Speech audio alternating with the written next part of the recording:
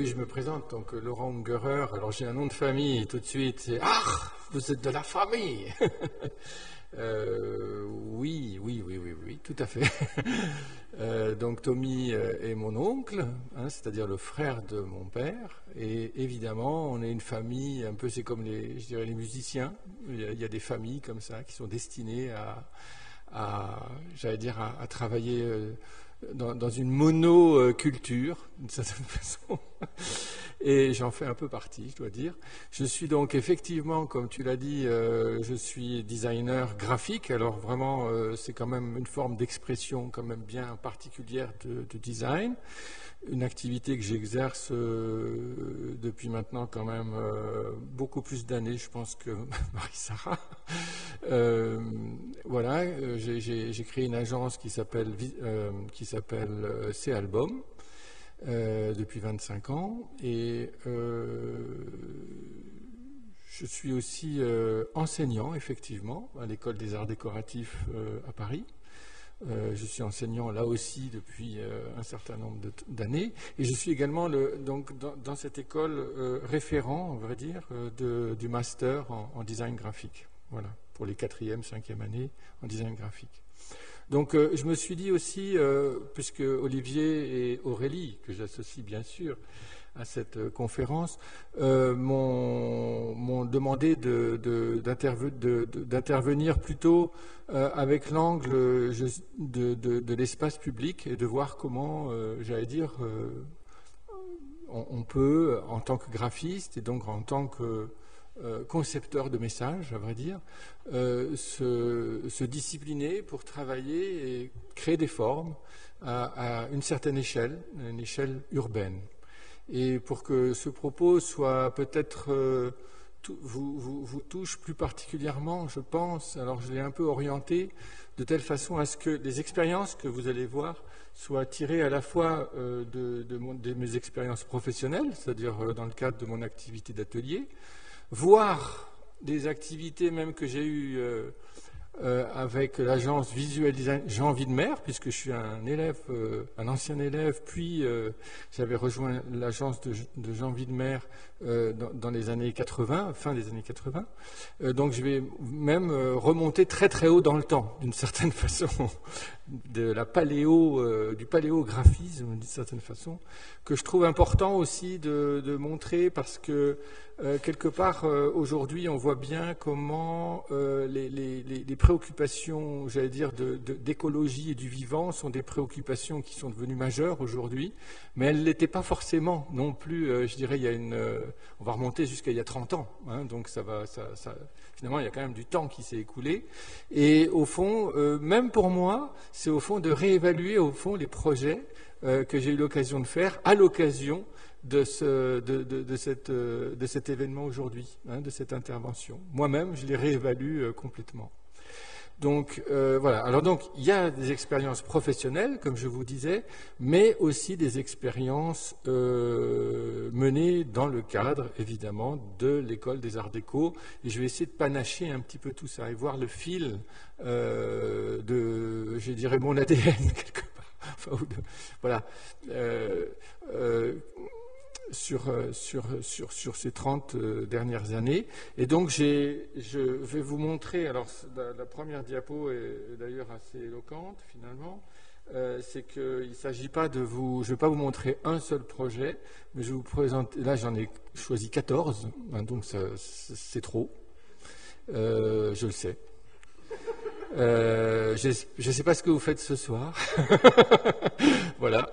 Et je demanderai à Olivier, bien sûr, avec son art très délicat, de venir interrompre gentiment, parce que je ne sais pas très très bien, en fait, comment finir, comment terminer. Je sais que j'étais le dernier intervenant, et je lui demanderai à ce moment-là de clôturer très gentiment et de venir me voir, je pense.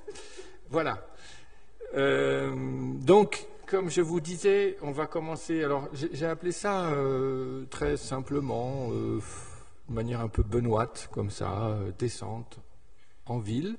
Mais à vrai dire, c'est aussi l'idée que je vais vous montrer pas mal de projets que j'ai eu l'occasion de faire dans un espace public qui est très fantasmé par les artistes et les designers, qui est celui du métro, d'une manière plus générale. Et donc, je vais vous montrer aussi pas mal d'expériences qui ont été menées dans ce qui, pour moi, est aussi, je dirais, le cœur de l'espace urbain aussi, d'une certaine façon, parce que c'est un cœur entièrement créé artificiellement. C'est un réseau qui innerve la ville, mais d'une façon souterraine et secrète. Et en fait, c'est très souvent l'âme de la ville qui se trouve dans les sous-sols. Et je pense que c'est important de vous montrer des expériences contraintes, en quelque sorte, sous contrainte, d'une certaine façon. Voilà. Alors, beaucoup de choses sont tirées, évidemment, de commandes, de contextes particuliers. Donc, je vais essayer quand même de temps en temps aussi de passer, pas seulement dans les sous-sols, mais quand même de temps en temps de venir vous voir en surface. Et voilà. Donc, on va commencer. Alors oui, bon, ça c'est vrai. Je me suis dit, je vais remonter très très haut.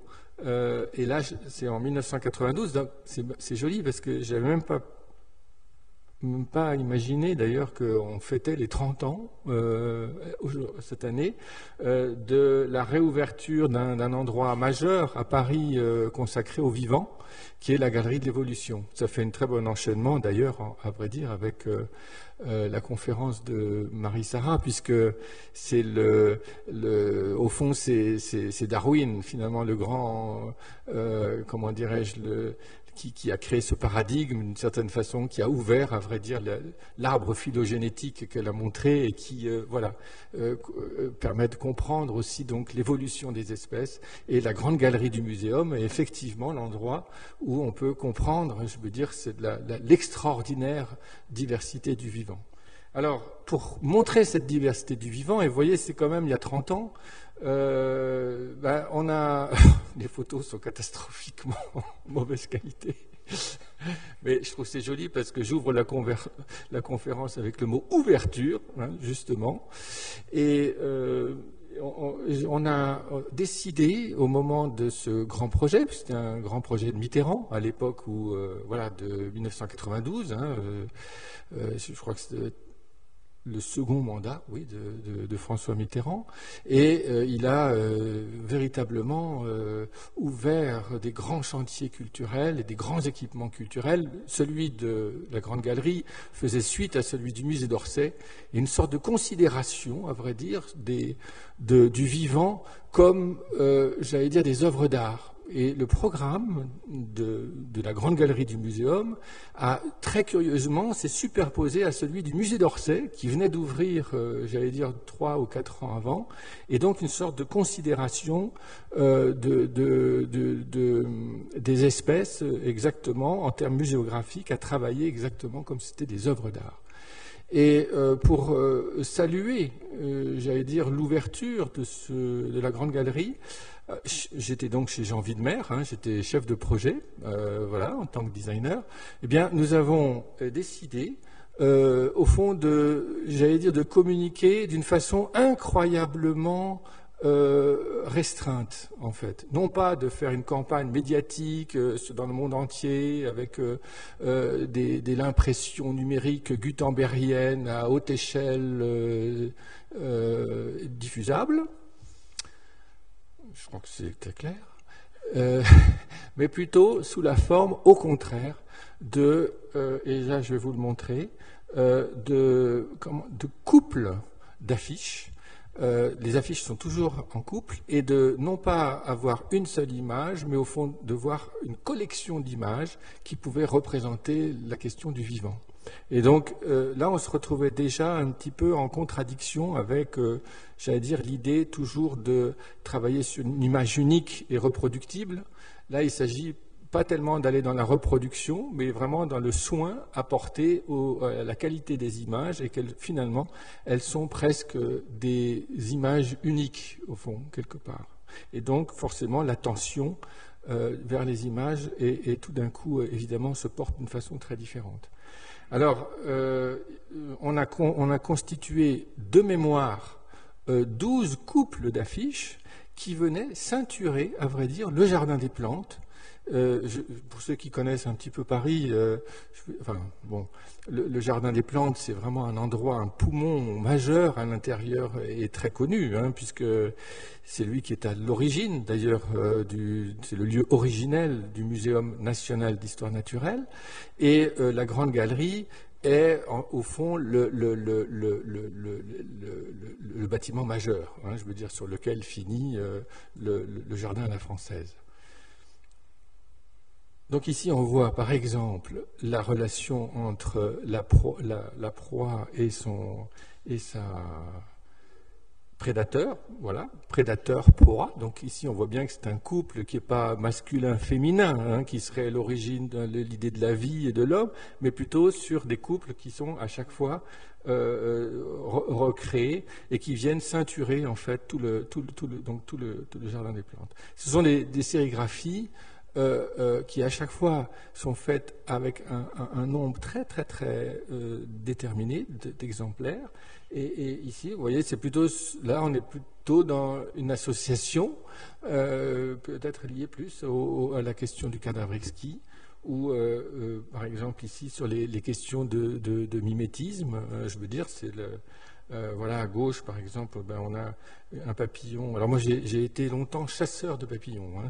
Alors je ne chasse plus, je vous rassure, ça c'est d'accord. Et j'ai chassé parce que j'étais obligé de chasser. Hein. Je précise aussi pour une collection de mon grand-père qui est actuellement au muséum de la ville de Strasbourg et qui a beaucoup servi et qui sert beaucoup parce que lui-même avait hérité d'une collection de papillons de son oncle. Et elle sert aujourd'hui aux scientifiques pour comprendre en fait la diversité de la flore, non seulement en Alsace mais en France, parce que tous les papillons ont été étiquetés très méticuleusement, un entomologue disons, voilà, avec la datation, etc., ce qui permet de reconstituer aussi ou de savoir si certaines espèces de la flore pouvaient exister à tel moment en France, etc. Donc ça a permis beaucoup de... C'est des documents qui servent, enfin c'est une collection qui sert aux scientifiques pour spécialiser sur la question du sol. Voilà par exemple une autre, c'est là aussi sur des analogies de forme. Je montre à quel point je ne me souviens plus d'ailleurs aussi de tout ce qu'on a fait. Hein, cette collection a d'ailleurs pratiquement disparu, c'est-à-dire les affiches, on n'en a plus trace. Il n'y a plus que quelques exemplaires qu'on a déposés à la BNF, des exemplaires uniques. Et ce qui est assez joli aussi, c'est que toutes les affiches étaient tamponnées avec même une numérotation. Vous voyez, voilà. Donc on voit bien que chaque affiche, au fond, c'est un... Oui, il y a une marque de fabrication, il y a un soin particulier, il y a le faire, le savoir artisanal. Et je dirais, oui, c'est déjà pour nous une façon d'exprimer la diversité. Voilà. Donc c'est un projet qui, en tout cas pour moi, a été vraiment fondateur. Vous allez le voir aussi, je trouve que c'est bien, quand on va voir les 14 projets, il y a certains projets qui réfèrent au fond à celui-ci. C'est un projet référent, en quelque sorte, pour ce qui me concerne. Voilà.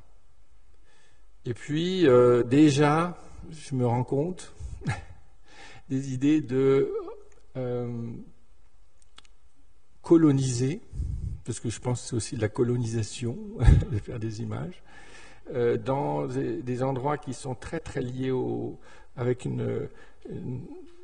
dans le métro, on avait aussi une idée de attribuer des lignes de métro à des classifications. Vous voyez, et bon, évidemment, ce sont des projets utopiques qui ne se sont pas réalisés. Hein. Quand on fait un projet, peu, j'allais dire, retrouvent leur réalisation. Notre principe, c'est surtout d'imaginer, à vrai dire. Voilà. Donc, ce que je vais vous montrer là, c'est peut-être... Alors, je fais un petit saut dans le temps, mais bon, je voulais commencer un petit peu par le muséum, parce qu'en fait, si on reste là jusqu'à 9h du soir, tout va bien, ça se terminera avec le muséum. C'est une sorte de boucle aussi, que je trouvais assez intéressant en 30 ans. Bon, micro-boucle. Et là, maintenant, on va passer à elle a une toute autre façon d'investir la ville. C'est vraiment justement dans le métro, j'en parlais tout à l'heure, c'est avec la RATP, qui, je le dis comme ça aussi, c'est qu'en l'an 2000, ils ont, comment dirais-je, pris le parti à la RATP de rénover l'ensemble du parc des stations, mais sous la forme de les restituer dans un réseau, en fait. C'est le maillage, je dirais, des stations qui s'est mis en œuvre, plutôt que la singularisation de certaines stations. Hein, quand je dis singularisation, je ne sais pas si vous connaissez, par exemple, la station Arrêt-Métier. Hein, c'est une station entièrement conçue par Schuiten et Peters, sur l'idée du Nemo, hein, voilà, du Nautilus plus exactement. Ce sont des stations qui sont très très coûteuses, à vrai dire, dans leur entretien, de façon écologique, quelque part, elles sont vraiment très très consommateurs d'énergie. Et donc, la RATP a décidé plutôt de favoriser, à vrai dire, l'idée de renouveler et restaurer l'ensemble des stations, mais à partir de stations type, en quelque sorte. Hein. Donc, c'est plutôt le réseau qui l'a emporté plutôt que la singularité.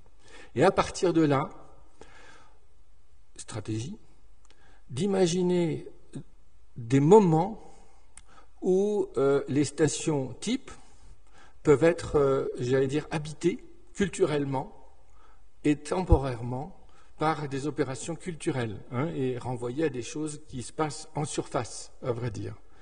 Et là, c'est dans ce cadre-là que j'ai été amené à travailler. Et ce qu'on va voir là, maintenant, c'est un petit film. Donc, ça s'appelle, comme vous voyez, le pharaon descend à pyramide. C'est une opération qu'on a menée avec environ 50 élèves des Arts Déco. Je vais vous montrer beaucoup de projets qui sont des projets collectifs, parce que je trouve qu'aujourd'hui, sur les 14 projets, à chaque fois, vous verrez, ce sont des projets collectifs. J'insiste un petit peu là-dessus, et ce projet-là en particulier est vraiment un projet qui est un peu j'allais dire, qu'il faut comprendre un peu sous cet angle-là. Et j'ajouterais, avant de voir le petit film, qu'on est en 2004. En 2004, c'est un moment où les antipubs sont extrêmement, j'allais dire, violents, enfin si je puis dire, ils s'expriment avec beaucoup ils se déchaînent, hein, très, très, très clairement. C'est-à-dire qu'il y a à peu près 200 affiches par jour qui sont arrachées, il y a donc une expression très très forte à ce moment-là. Et du coup, je me suis retrouvé, moi, avec mon expérience professionnelle, à travailler avec l'Institut du monde arabe. Et il y avait une exposition autour des pharaons, qui était une grande exposition majeure, dans des espaces de l'Institut.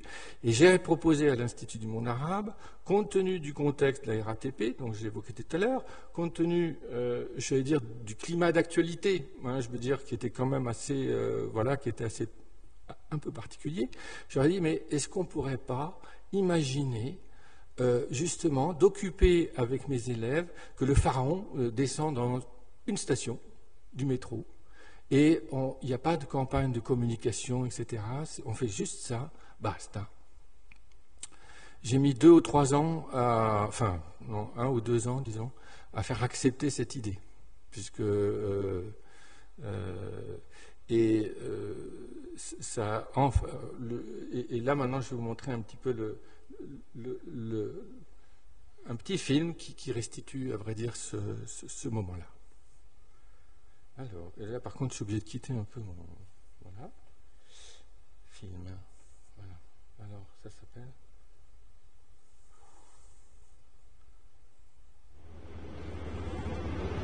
Voilà. C'est peut-être un peu fort.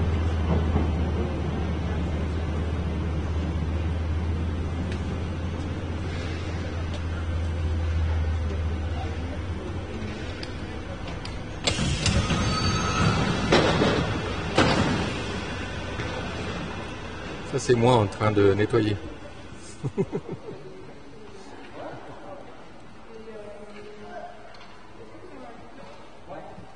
C'est station pyramide, hein, évidemment.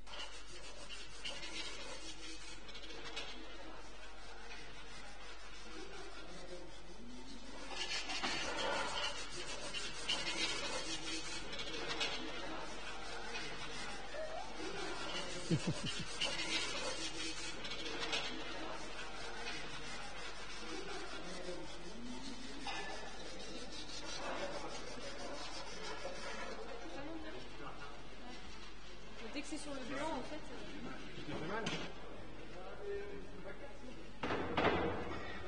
Il est noir celui-là.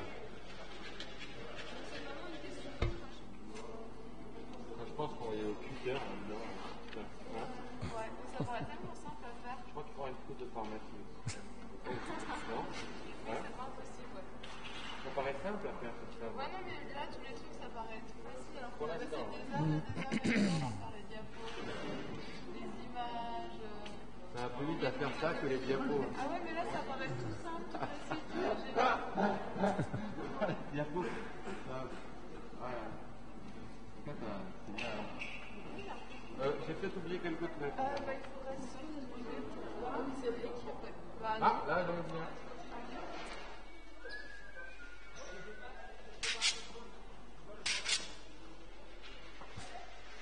On arrête, non? Est-ce qu'il faut pas que je rentre du gris dans les trucs, là? Ça marche? Alors vous allez voir les premières années. C'est bon. C'est leur premier jour aux Arts Déco.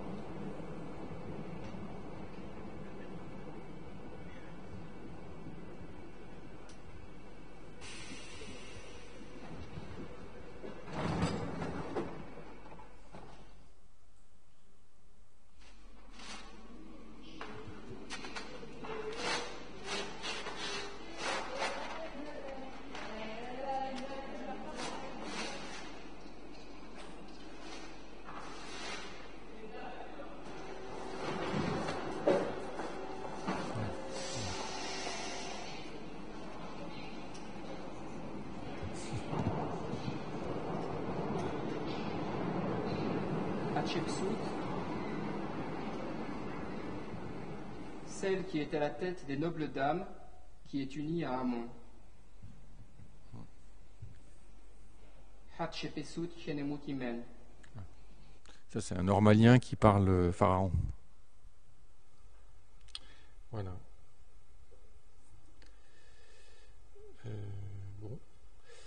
là, je vais un petit peu enchaîner avec, je ne sais plus très bien.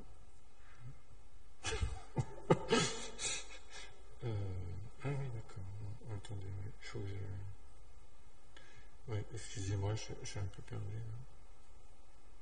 Ça me fait drôle de revoir. Parce que c'est des anciens élèves, vraiment, voilà. Là, je vais enchaîner sur un... Bon, j'ai ma... Oula, c'est pas trop fort, ça va?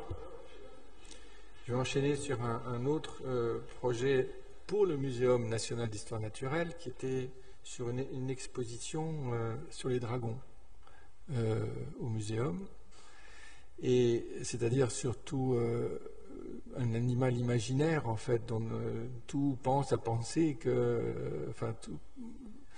qu'il est réel, qu'il a une anatomie, et puis c'est intéressant parce que en fait il a des connotations, des symboliques qui sont extrêmement différentes culturellement, puisque en fait il a des attributs qui peuvent être plutôt bienveillants si on est du côté oriental, alors que chez nous, je veux dire, c'est un peu plus quelqu'un, bon, j'allais dire c'est quelqu'un, oui, c'est quelqu'un d'un peu plus difficile. Et la station Saint-Michel est une station extrêmement, comment dire, c'est une des plus belles stations parisiennes. Elle est très métallique, voilà. Et puis elle a connu aussi, et c'était très difficile pour nous parce qu'elle avait connu aussi des attentats dans les années qui nous précédaient.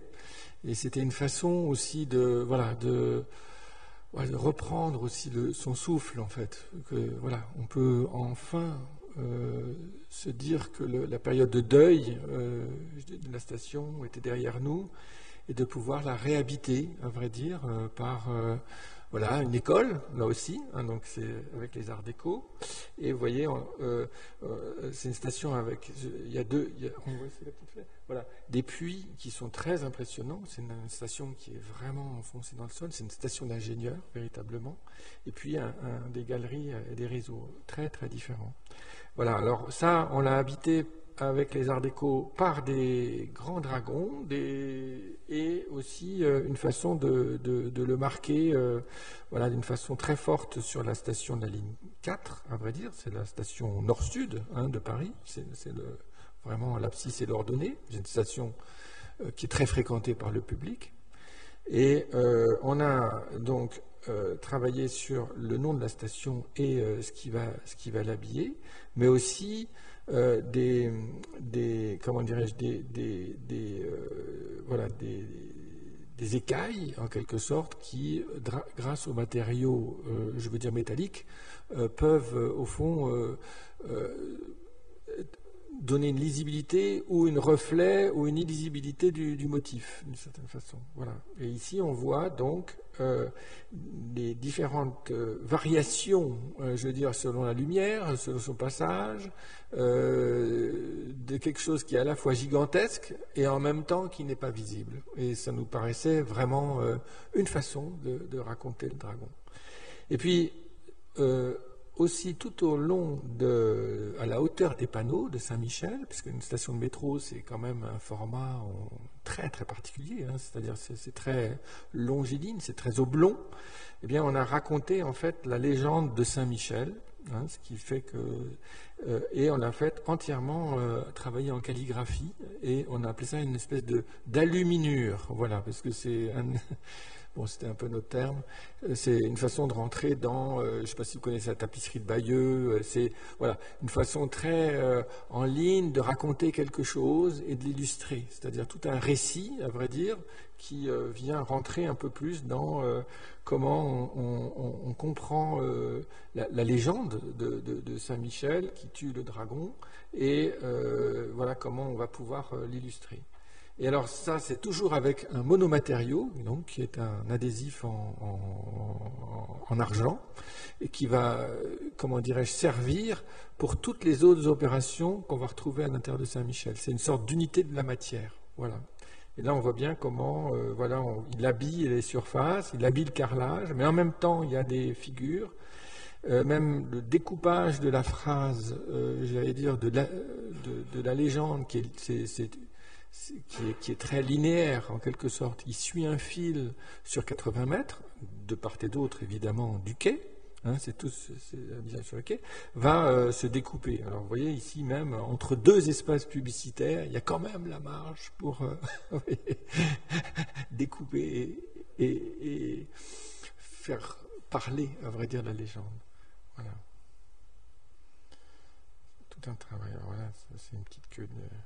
Voilà en fait les travaux préparatoires, le dessin préparatoire. Voilà par exemple. Voilà presque, vous voyez le Mont Saint-Michel entre deux. C'est assez marrant. Les ossuaires. Voilà, même sur la caméra, vous voyez, on a joué aussi avec ça. Comment Saint-Michel, la caméra. Une autre façon d'habiter la station, là plutôt dans les couloirs, ça a été avec des élèves qui ont travaillé plutôt sur un carreau, une image, voilà. Et ils ont fait travailler toutes les personnes qui, en surface, ont été amenées à dessiner leur façon de voir un dragon. Et on se rendait compte toute la multiplicité des dessins, à vrai dire, auxquels on peut... Donc ça, c'est, je dirais, un travail sur l'imaginaire du dragon et la variété des formes que ça peut ouvrir. Et c'est faire travailler à la fois en surface et à partir de cette récolte. On a un très bel atelier de sérigraphie aux arts décoratifs chez nous. Et donc, les élèves ont pu ensuite travailler, à partir de cette récolte, voilà, imprimer, j'allais dire, chaque fois des dessins différents, et ensuite de s'installer dans les couloirs, et donc de tapisser, à vrai dire, les couloirs d'une façon extrêmement massive. C'est tous les couloirs d'accès à la ligne 4, et donc ça a été un travail assez important. Ici, on va voir comment d'autres étudiants, un autre petit groupe de 4 ou 5 élèves à chaque fois, vont travailler sur l'idée que le dragon est passé par là. Donc là aussi, c'est un travail d'échelle, c'est-à-dire comment, au fond, là, c'est plus le dessin, mais c'est plutôt l'encombrement, à vrai dire, et comment, comme on l'imagine, c'est un énorme animal, il laisse des traces au sol, quelque part, il arrache un peu sur son passage. Et ça donne une façon d'habiter de travailler aussi des marquages au sol, bien sûr, avec des matières. Du coup, ça a donné une intervention jusqu'à la salle vous voyez, sur à peu près 50-100 mètres, jusqu'à la salle des billets, la fameuse salle des billets. Voilà, ça a donné cette intervention-là. Alors c'est assez beau parce que le matériau, toujours de la matière, vient refléter aussi les images publicitaires, par exemple. Donc on voit bien, là c'est le rouge qui tout d'un coup vient se plaquer sur la matière. Les étudiants ont fait beaucoup travailler leurs parents, d'ailleurs, aussi, parce que c'est un travail monumental du manufare, de vraiment aussi voir comment... Et ça, je trouve que c'est important aussi de jamais perdre de vue. On l'a vu sur les pharaons, mais on l'a vu aussi là. Comment, au fond, à travers... c'est une expérience du corps aussi. C'est pas uniquement une expérience de la vision. Je veux dire, voilà. Et puis, il y a une autre petite troupe qui a travaillé sur, comment dirais-je, une course-poursuite avec Saint-Michel. En essayant de voir comment ce personnage ailé, en quelque sorte, qui est à échelle humaine, d'une certaine façon, qui pourrait être notre double, va courir, je veux dire, infatigablement dans la station, et donc aussi, à chaque fois, selon les obstacles qu'il va rencontrer, etc., au détour d'un couloir, vous demandez de ne pas faire trop de bruit, ou voilà, il va quelque part être celui qui va aussi vous accompagner dans le chemin, et on le rencontre comme ça d'une façon récurrente, je dirais, dans tout l'espace de la station. Là aussi, c'est comprendre, lire un espace et voir comment on peut, d'une façon intelligente, j'allais dire, créer ce récit, parce qu'il va ponctuer, à vrai dire, je veux dire, tout le cheminement. Voilà, là, il attend à côté de l'espace ascenseur. Voilà, là, vous voyez, c'est il se cache, bien sûr, et il peut se trouver aussi à des endroits tout en haut de l'escalier, dans une situation d'attente. Donc voilà, c'est encore une autre façon, je dirais, d'investir l'espace, avec toujours l'idée du dragon, je veux dire, mais d'une façon renouvelée. Et puis à 5 heures du matin, parce que tout ça, ça se fait aussi entre minuit et 5 heures, donc dans des espaces très très courts, dans lesquels, je veux dire, on est souvent très nombreux, pour pouvoir faire en sorte que, je dirais, à 5 heures du matin, les choses soient bien terminées. Et là, c'est marrant parce que ça donne toujours plein d'idées, mais ouais, évidemment, il y a toujours un moment où, pendant 10 minutes où on s'amuse et on a scotché un étudiant. Je trouve ça assez beau, parce que ça donne plein d'idées aussi. Voilà.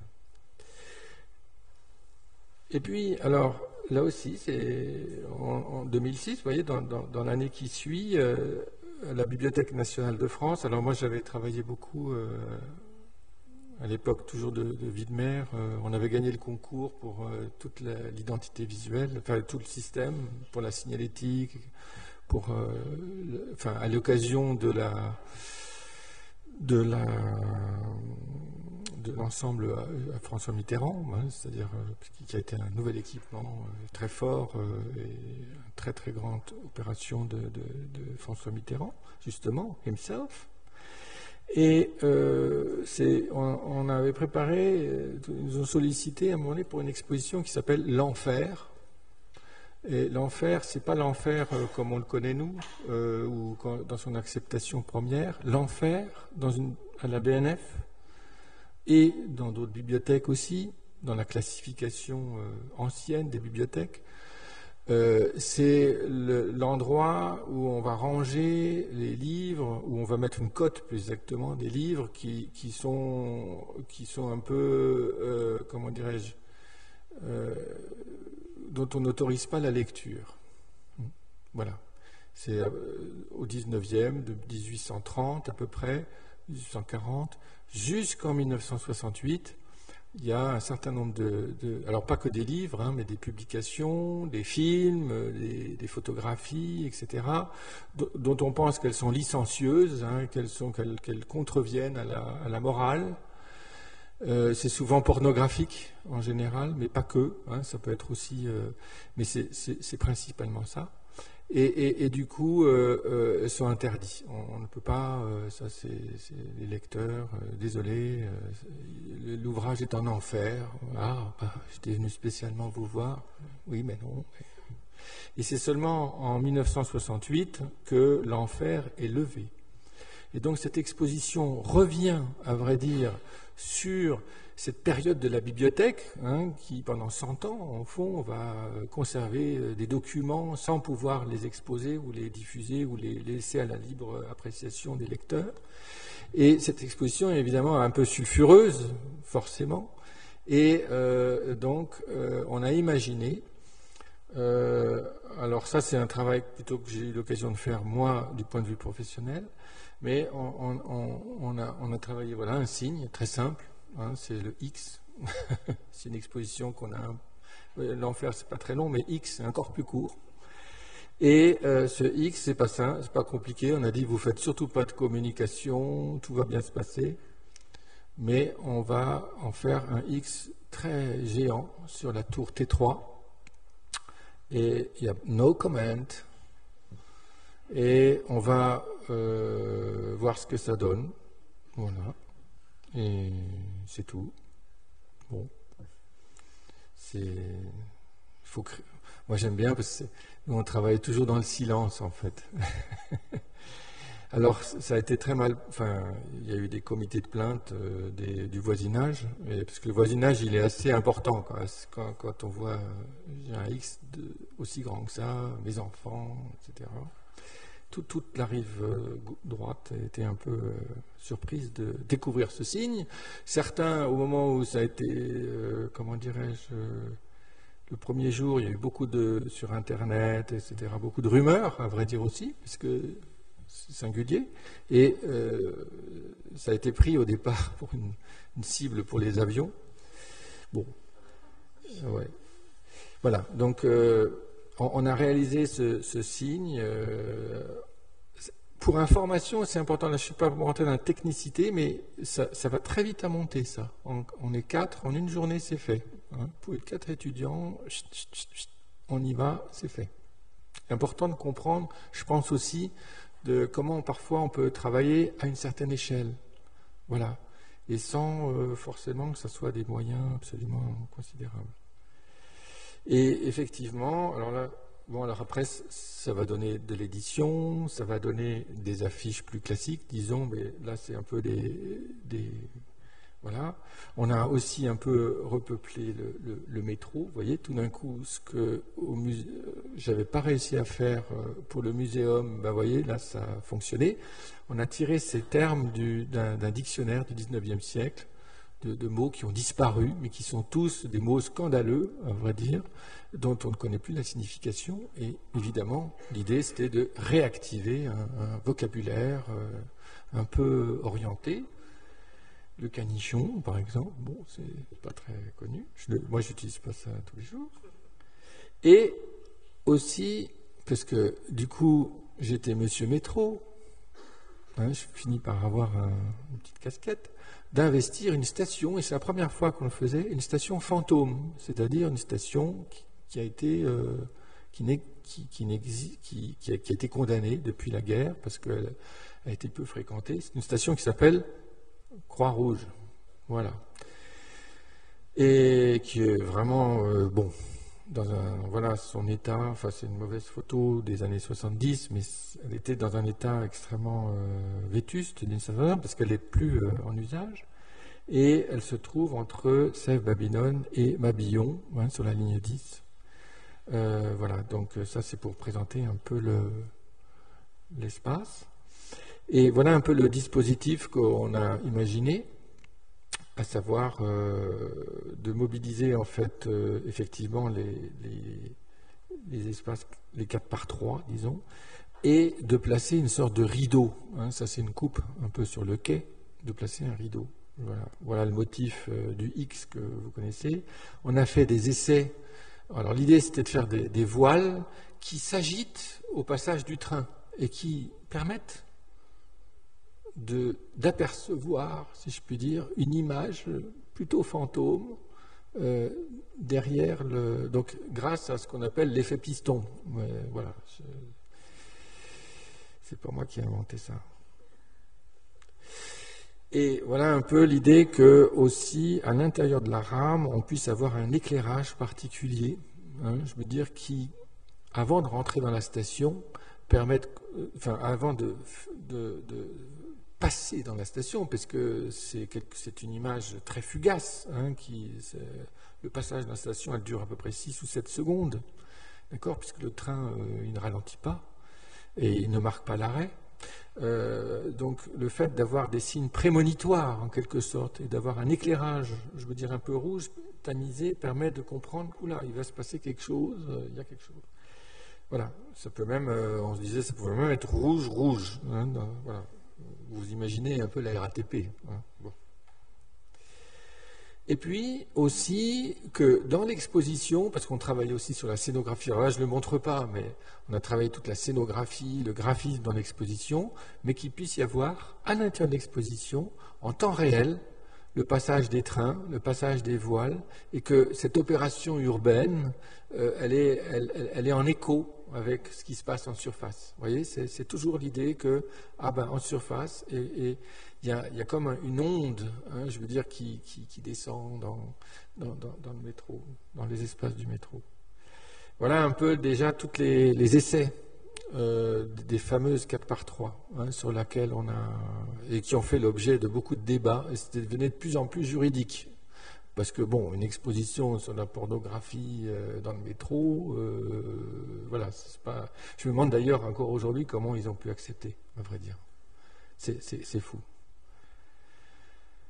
Voilà, donc là, ça c'est intéressant, c'est une petite photo de chantier, parce qu'on voit un peu comment, voilà, l'état de... Il y a beaucoup de graphes, c'est en fait les graffeurs, le réseau underground connaît très très bien, je dirais, la station, bien sûr. Il y a même de grands graffeurs qui ont officié longtemps là. Mais ce qu'on a aussi essayé de faire, et là on me voit un petit peu en action, j'ai essayé de retrouver l'émail originel, le bleu du nom de la station. Parce que de faire, voilà, il y a une sédimentation. Et ici on voit, voilà, ça c'est une très belle, enfin à mon avis une belle image. Si on voit la gravure d'un côté, enfin ce qui a été choisi par la BNF, la RATP après de longues discussions vaticanesques. Et on voit aussi à droite le panneau de station qui est pas encore, qui reste encore dans son jus, je veux dire 45 quoi, pratiquement. Bon. Et là, on commence à intervenir avec les voiles. Et voilà un peu la station un peu finie, d'une certaine façon. Donc on voit bien l'image par derrière, le X qui est pas au fond, qui est décalé par rapport à l'image. Ça, on s'est rendu compte qu'effectivement, on ne pouvait pas tout mélanger. Et voilà, on a travaillé aussi sur les éclairages rouges, qui ne sont pas les rouges de la signalisation de la RATP, qui sont, on n'a pas le droit de prendre ce rouge-là. Et le train passe et les voies. Alors, évidemment, c'est un système déceptif, complètement déceptif. Je suis spécialisé. Car si le train va très très vite, ma foi, on a du peine. Il agite beaucoup les choses, mais on ne voit rien. Et s'il va lentement pour voir, il ne voit rien non plus, puisque les voiles ne s'agitent plus. Et donc, on ne voit jamais rien. Et c'est exactement ce qu'on voulait. Et je pense qu'on est au fond, un dispositif dont on sait qu'il faut voir et qui nous déçoit profondément. Et nous amène donc à aller voir l'exposition. Voilà. Oui, alors, voilà. Je montre quelques... Oui, bon. Alors là, on comprend aussi que c'est déceptif encore sur un autre plan. C'est que la lumière dans le métro est si agressive qu'elle tue, je veux dire, que le contraste. Voilà, il fallait donc bien qu'il y ait du rouge. Alors ça, on me l'a interdit véritablement. On a même essayé d'une façon clandestine, mais on s'est fait un peu arrêter aussi. Bon, donc on n'a pas trop insisté. Voilà. Et ici, on voit quand même les 7 panneaux. Donc vous voyez, celui-ci est complètement nettoyé. Le deuxième, il est semi-nettoyé. Troisième, et puis on a fait comme une animation. Vous voyez, et puis il n'y a plus que le X, en fait. Voilà. Et c'était très très probant, ça, par contre. C'est un truc qui marche très très bien dans l'animatique. Voilà, la petite équipe. Et puis derrière, c'était des images de l'heure. Quand on a commencé à faire des prototypés, quand on a commencé à prototyper, parce qu'on a énormément prototypé, on a trouvé des déchets tout au bout de la ligne. Enfin bon, on a beaucoup raté aussi, parce que les voiles, il y a des effets de souffle qui sont très très impressionnants et qui font qu'à un moment donné, il faut que le dispositif résiste. Alors là, ça me fait trop plaisir de voir ça parce que on est en 2008 et le Festival des Paysards en Seine-et-Marne, c'est l'actuel directeur du 104 d'ailleurs, qui nous a, il avait vu tout ce qu'on avait fait à la BNF et en particulier sur la tour. Et il nous a dit, mais est-ce que vous pouvez venir nous voir pour un festival entre Noël et Nouvel An, c'est-à-dire vraiment un moment festif, mais qui ne doit pas être orienté sur une façon religieuse ou dans une confession particulière. Et on voudrait qu'à travers ce festival, on détermine des spots en Seine-et-Marne, qui est un département où il y a beaucoup comment dire, d'éléments patrimoniaux, mais qui ne sont pas forcément dans l'idée du patrimoine tel qu'on le considère aujourd'hui. C'est du patrimoine industriel ou du patrimoine. Et là, on a hérité d'une tour qui s'appelle la tour Plein Ciel, par un fils spirituel de Le Corbusier, qui est la plus grande tour à côté de Melun, dans la banlieue de Melun, vers Lemay, ça s'appelle. Et on a travaillé là, on nous a dit, voilà, on a un spot, qu'est-ce que vous pouvez faire? Et là aussi, On s'était documenté sur Internet, on s'est rendu compte que c'était une très très grosse tour. Bon. Et voilà, alors c'est un projet un peu particulier que je montre là parce que justement on l'a fait avec Aurélie. Il se trouve que c'est un projet qu'on a eu l'occasion de travailler avec Aurélie Gache, qui nous regarde aujourd'hui, et je pensais qu'on pouvait le commenter ensemble. Malheureusement, techniquement, on ne peut pas tout à fait le faire, donc je vais le commenter tout seul, mais c'est un projet collectif qu'on a tous les deux eu l'occasion de travailler. Donc voilà, là c'est pour vous montrer un peu que c'est une tour, qu'on doit soi-disant apercevoir depuis le lointain. Donc on s'est un petit peu arrêté régulièrement sur la route, tout en se perdant, comme vous le voyez. Et voilà un peu le contexte, l'approche au fond sur cette tour. Qui a une morphologie particulière parce qu'elle est un peu en trois épis en quelque sorte et reliée par une colonne centrale. Voilà.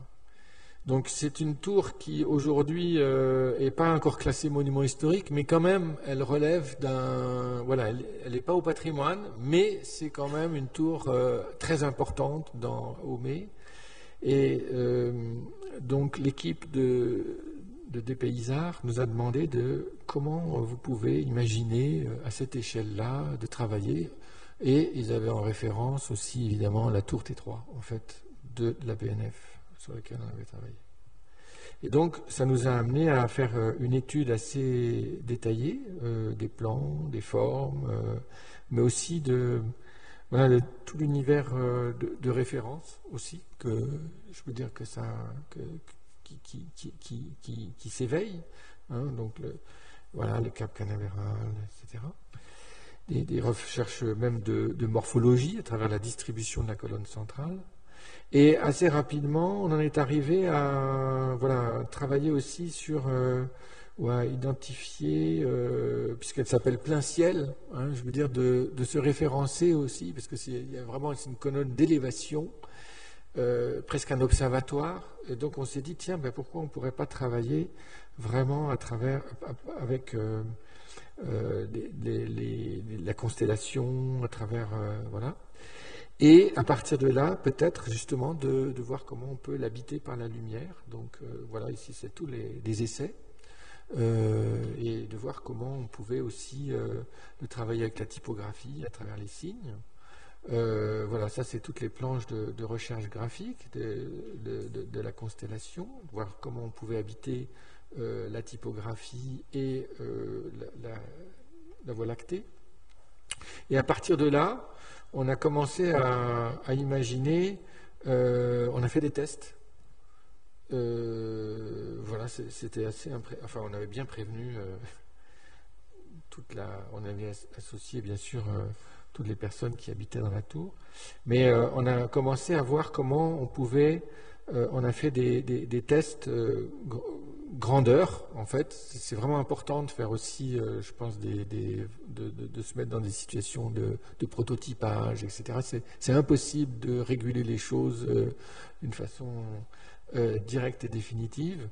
Et à partir de tous ces renseignements, je veux dire, on en tire des conclusions pour finaliser en fait notre projet. Voilà. Et donc on commence aussi à travailler sur des scénarios temporels, de projection, parce qu'en fait le festival il dure sur plusieurs jours, donc il faut imaginer de travailler sur, et je pense que ça c'est une question qui va vous être très importante, c'est dans quelle temporalité on veut s'inscrire. C'est une question absolument essentielle. Et là, dans notre cas, on a déterminé de le faire sur 4 jours et de projeter en fait l'ensemble des constellations et de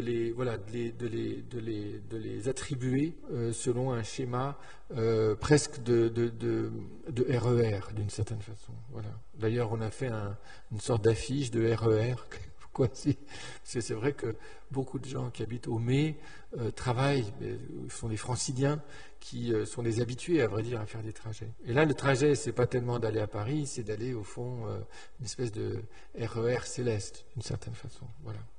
Alors, 20h53, on a la constellation de la Règle, 18h29, le Dauphin, le Cygne, le Petit Renard, et on a effectivement essayé de tenir vraiment voilà. Et voilà, avec le travail sur les hémisphères. Ici, on voit comment on va travailler ce qu'on appelle des sky tracers. C'est des rayons très très précis, je veux dire avec un balai en fait des sky tracers qui vont vraiment voilà, donner une façon lumineuse voilà, de structurer la lumière et de pouvoir, on a eu beaucoup de chance, c'est voilà, de reconstituer les constellations, j'allais dire, tout en haut de l'immeuble, grâce au plafond lumineux. Il se trouve que à cette époque, le plafond lumineux, il est pratiquement toujours existant, et donc, si vous voulez, il arrête, il sert d'écran, à vrai dire, à la constellation. Voilà. Et donc, il y a tout un balai, ce qu'on appelle un balai des sky tracers, qui vont pouvoir se mettre en place. Voilà. Et puis voilà un petit peu voilà quelques. Vous voyez ici la Voie lactée, hein, je veux dire, avec le mot ciel. Donc les étoiles rentrent chez les Indiens. Hein, on peut dire que chez soi, on a un bout du ciel qui rentre chez vous. Et évidemment, ça se voit d'une façon, lorsque le ballet s'organise, ça a une visibilité importante sur, ça coiffe la ville d'une certaine façon. Voilà. Alors, c'est un travail, moi je dirais aussi de graphiste, si je puis dire. C'est vrai que, et on le voit bien ici, c'est-à-dire que c'est un travail où on essaye d'avoir une lisibilité des signes, hein, et de comprendre quelle est notre, comment dirais-je, quelles sont la chimie avec laquelle on travaille. Là aussi, les constellations, elles vont trouver aussi des formes graphiques, hein, d'interprétation graphique. Par exemple, la constellation des ailes, de l'aigle, pardon. On va travailler sur une interprétation de l'aile, Andromède. Voilà tout le travail graphique des 88 constellations. Donc c'est un travail titanesque, je dirais. Le toucan. Et puis, du point de vue morphologique, par exemple, il y a une constellation qui s'appelle Hercule. Forcément, on va la travailler de telle façon à ce que ça active la morphologie en fait de l'architecture, que ça s'inscrive aussi, dans certains cas, avec on voit bien la référence d'Hercule ou qu'on avait à l'origine comme référence. D'ailleurs, toutes les références originelles qui ont fabriqué un peu l'imaginaire qu'on se fabriquait autour de ça, ça s'active à ce moment-là. Voilà, c'est le toucan, la boussole. Alors, je ne vais pas toutes les mettre, hein, mais le lin, le céphée, la Vierge, et voilà la fine équipe. Bon. Et Aurélie qui est là, voilà, que vous connaissez bien. Et ça c'est marrant parce que, bon, là, c'était un travail professionnel, et du coup, je me suis dit, tiens, ça peut être intéressant de l'orienter aussi avec l'école. Et un jour, c'est l'association à la Goutte d'Or, qui est un quartier populaire assez particulier à Paris, je dirais, qui a toujours un peu résisté, où habitent toutes sortes de communautés. Et il se trouve qu'il a fait l'objet d'une rénovation très importante du point de vue urbanistique, et que des associations sont venues nous voir, mais aussi la mairie, à l'occasion de cette transformation urbaine. Et il y a beaucoup d'immeubles qui ont été carrément rasés parce que, soi-disant insalubres, hein, on ne sait pas très bien si c'est vrai ou pas, mais enfin voilà. Et ça a donné naissance à ce qu'on appelle des dents creuses, on en a parlé tout à l'heure. Hein, c'est un moment, des endroits où un immeuble a été rasé et puis ça crée oui, une dent creuse, c'est assez joli. Enfin, je sais pas. Et on a imaginé avec les arts déco, et ça aussi c'est un travail échelle urbaine, je pense, de faire une séance cinématographique avec un camion et avec vous voyez, en faisant des stations en fait dans toute la Goutte d'Or et en faisant des haltes. Donc c'est du cinéma ambulant à travers des projections et donc avec des moyens qui restent modestes, mais qui quand même se mettent à l'échelle urbaine et sous la forme d'une soirée, voilà, une soirée ambulante, projective, et où chaque élève, alors donc là aussi c'est un projet collectif bien sûr, mais c'est un cheminement où chaque élève va fabriquer à un moment donné une seule image ou deux, voilà, qui soit vraiment en rapport avec le contexte et le lieu. C'est comment au fond on va de cette tension, à vrai dire, hein, d'association et de dialogue social, etc., on va en faire émerger quelque chose. Donc vous voyez, voilà, ça c'est juste, bon, on comprend un petit peu le dispositif lumière, c'est du matériel plutôt un peu rustique, hein, c'est un peu pré-mapping d'une certaine façon, mais c'est surtout bien parce que les élèves avaient été amenés à dessiner en fait sur des plaques de verre qui ensuite pouvaient être projetées. Voilà. Et donc ça va donner voilà, arrêt, image. Il y a quelqu'un qui a travaillé sur les pictogrammes par exemple pour voilà, alerter plutôt enfin, sur des formes de langage extrêmement simples. Ça va donner des projections voilà, de signes pictographiques et qui vont alerter en fait sur les conditions en fait de ces dents creuses. D'autres vont travailler. Il y a un autre élève qui a travaillé c'était très très beau, sur le plan du quartier et qui se fondait avec la minéralogie en fait de la pierre. Donc ça donne une sorte de minéralité active en fait et qui couvre l'ensemble du pignon. Voilà. Il y a ça c'est des battes, je ne sais plus comment on appelle ça là, des leurres en fait, voilà. Un travail sur du graphisme et des leurres. Ici il y a un élève qui a travaillé sur comment on pouvait revégétaliser en fait. Alors c'est marrant parce que quelque part ça rejoint aussi, je dirais, une préoccupation maintenant peut-être plus actuelle. De cette façon, c'est une sorte de simulation de végétalisation de quelque chose, hein, elle a travaillé sur différentes formes, à différentes échelles. C'est quelqu'un qui travaille en textile. Voilà, c'est un travail vraiment sur presque de textile appliqué à l'architecture d'une certaine façon. Et voilà, ça a donné des images vraiment très très intéressantes. Qui viennent habiller ou viennent coiffer quelque part le minéral. Et puis là, par exemple, c'est une élève qui a travaillé plutôt sur le mot rehabiter, quelque chose, re-questionner, puisqu'on est dans un acte de transformation et ce sont des mots projetés, j'allais dire, sur la façade, donc en 5 slides. Ici, on voit comment. C'est assez intéressant parce que là, l'image, c'est des images qui sont fabriquées vraiment pour être repérées, hein, sur l'espace. Donc, c'est vraiment du mapping. Mais quand tout d'un coup on décale l'espace, ça donne aussi des images extraordinaires en fait, et qui sont très très impressionnantes en fait quand on est en.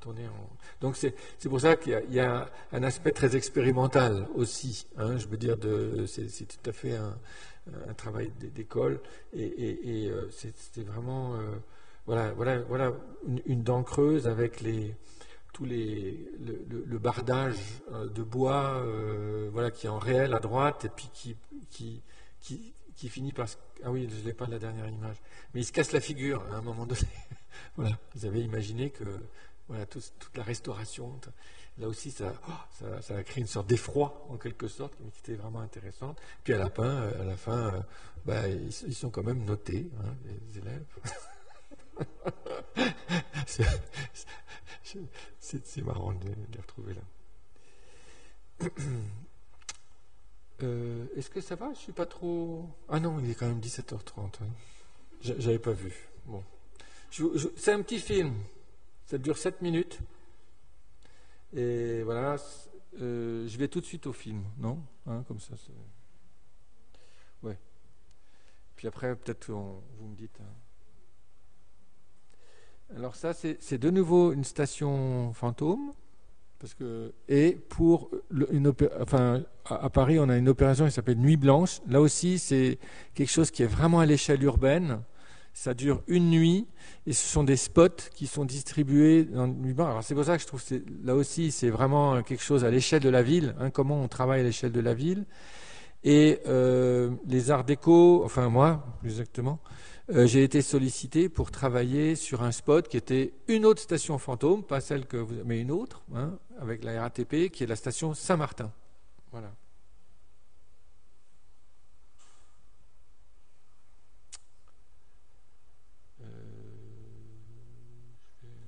Attends.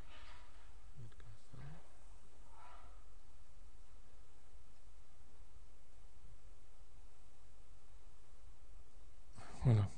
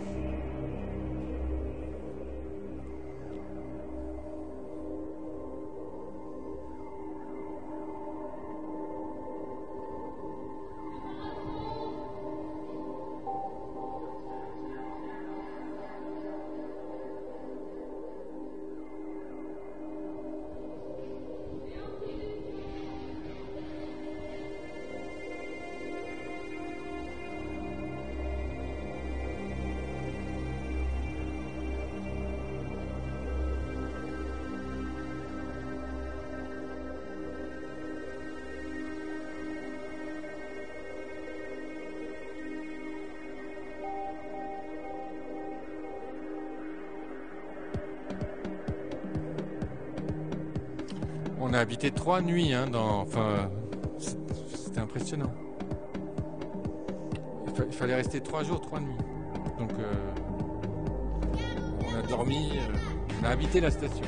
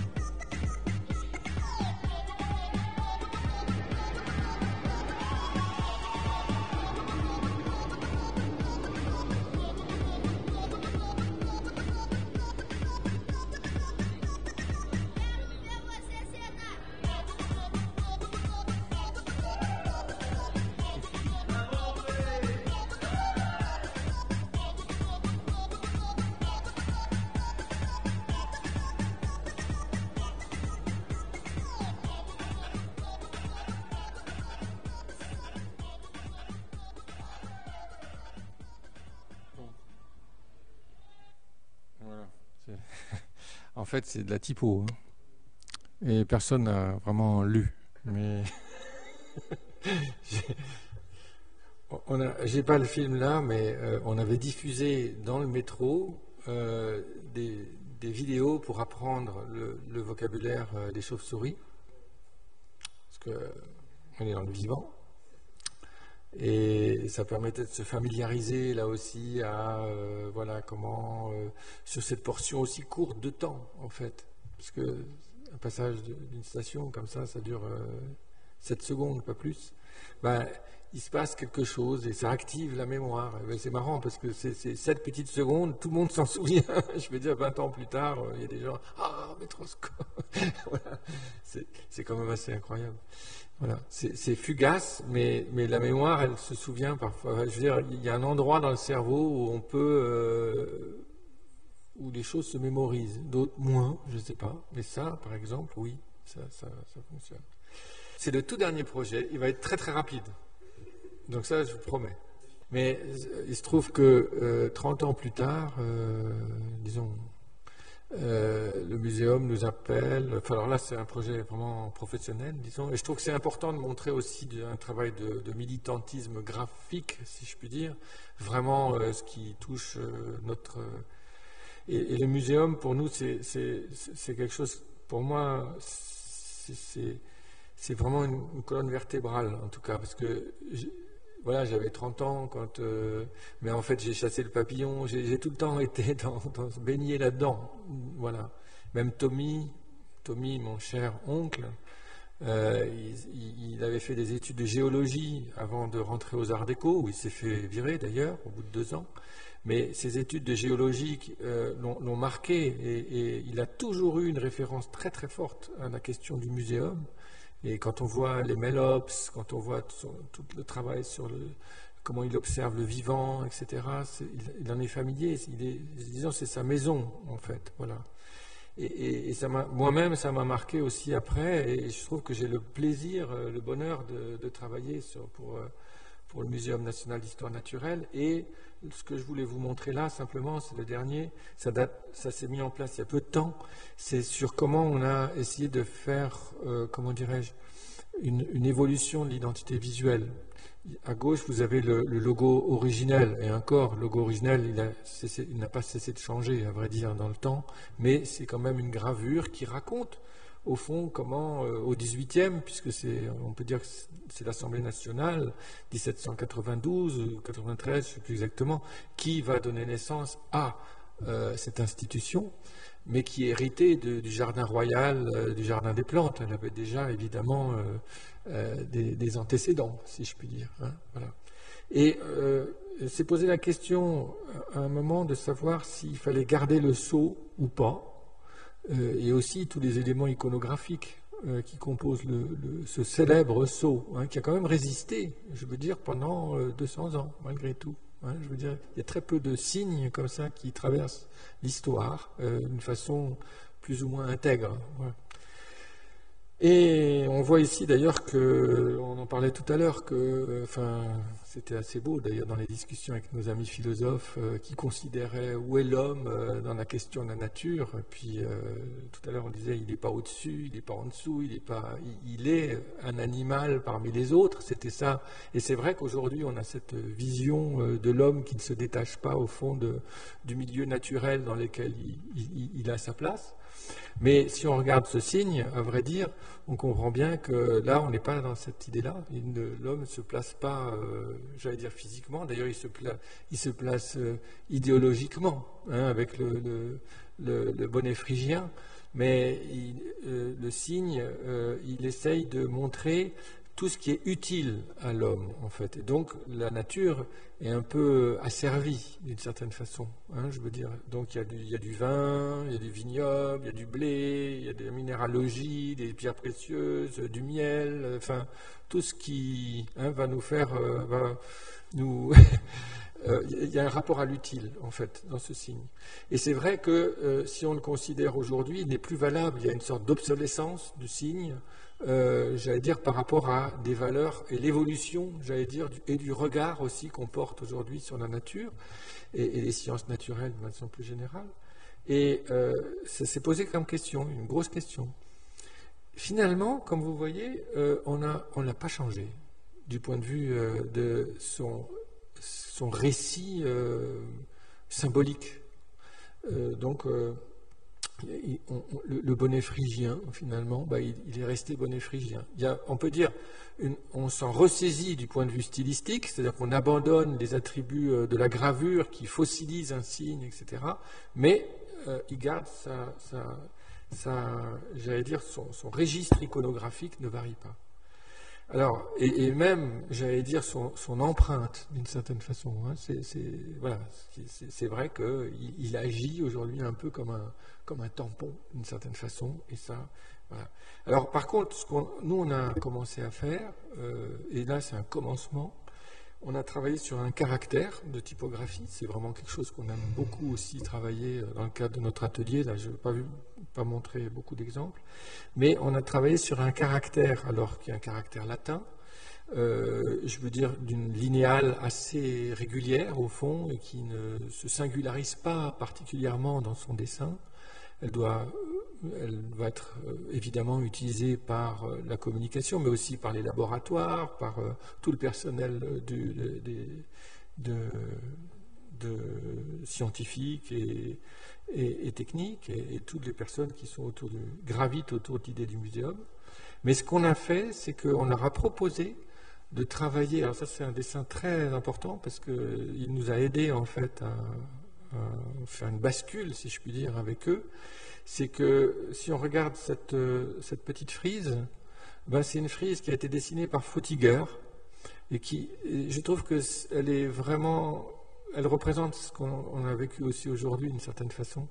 C'est que toute l'histoire de l'humanité, quoi, d'une certaine façon, c'est de passer de voir de ce qu'on observe, de ce qui est devant nous, de ce qu'on dessine, vers une forme abstraite qui se détache au fond du visible. Et ça devient le langage, ça devient de la langue, la typographie, c'est déconnecté, à vrai dire, complètement, j'allais dire, de ce qui nous environne. Et ce qu'on a proposé, c'est de faire l'inverse, c'est de partir on a un peu inversé la frise, on a dit peut-être qu'avec le caractère Buffon, on pourrait, oui, on sait qu'aujourd'hui on est environné de choses qui sont abstraites, à vrai dire, qui n'ont plus forcément de signification liée au réel, mais on va plutôt vers retrouver le vivant, d'une certaine façon, à travers les signes. Et donc, voilà, alors, on s'est amusé, alors, on a repris notre Buffon, et puis on l'a, je ne sais pas comment dire, on s'est amusé, en fait, à voir si on ne pouvait pas y voir des formes. Vous voyez, là, c'est évident que voilà, ça, c'est un dé, mais ça, c'est plus tout à fait un dé. C'est d'autres formes qui apparaissent et qui peut-être renvoient plus au museau, au vivant, etc. Ce qui n'est pas très très loin aussi, évidemment, du système des émojis, hein, qu'on peut voir aujourd'hui, hein, qui viennent aussi, je dirais, non pas venir comme une contre-écriture, mais qui viennent se glisser dans l'écriture, d'une certaine façon. Voilà, et donc on a pensé que pour le muséum, c'était intéressant de retrouver du vivant dans l'écriture. Et c'est comme ça qu'on est arrivé aussi à, par exemple, voilà, ça c'est un A, le A du Buffon, mais il a ce qu'on appellerait un alternate, où il a voilà, ce qui reste phonétique d'une certaine façon, parce que là on y dit un A. Donc il a sa vertu quand même d'être phonétique. Mais parfois, ils peuvent ne pas être phonétiques. Hein, c'est-à-dire ici, on va avoir plutôt voilà, quelque chose qui est un arbre du désert, ou un cactus. Et ici, une méduse. Et vous allez voir que la méduse, évidemment, voilà. Alors, par exemple, oui. Hein, donc ici, je veux dire, notre cactus, il peut même se rephonétiser, voilà, donc c'est quelque chose de beaucoup plus hybride. Et donc on est en train notre Buffon, il est à la fois une souche, si je puis dire, latine, mais il va s'ouvrir au fur et à mesure, il va se peupler d'autres signes, donc c'est une typographie évolutive, dans le sens où elle va, au fur et à mesure, sur la trame et sur le squelette, j'allais dire, du latin, vous pouvoir, je veux dire, accepter des variations de signes, et y compris dans les graisses, je veux dire, qui sont définies par le buffon latin. Voilà. Non, il faut quand même un peu des signes. Enfin, alors, ça a déterminé. Nous, disons qu'on va créer les outils, parce que, en fait, voilà, créer une typographie, c'est créer un outil, en fait. Et ensuite, comment on l'utilise, et comment on se l'attribue, et comment on joue, enfin, à partir du moment où on crée un outil, ben, c'est qu'il va avoir des utilisations qu'on ne maîtrise pas forcément.